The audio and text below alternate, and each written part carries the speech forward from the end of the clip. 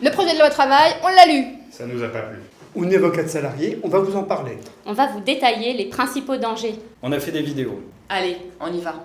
Je vais vous parler des accords d'entreprise.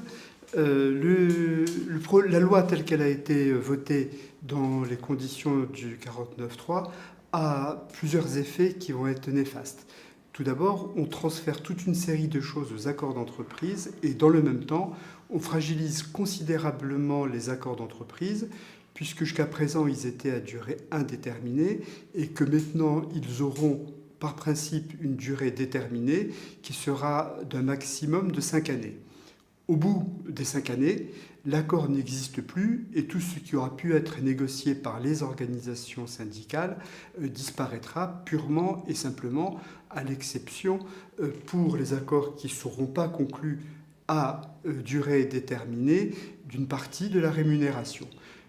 Jusqu'à maintenant, au terme des accords à durée indéterminée, les salariés étaient protégés par ce qu'on appelle les avantages individuels acquis. Un avantage individuel acquis, c'est ce qui bénéficie aux salariés une fois que l'accord a cessé de produire ses effets.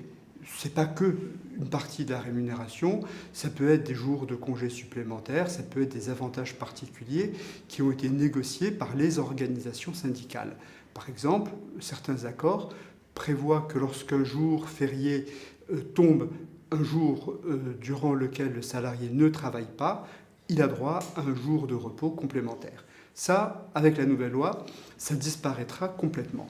On voit à travers ça que les salariés seront infiniment plus fragilisés et que les employeurs n'auront plus aucun intérêt à négocier quoi que ce soit avec les organisations syndicales.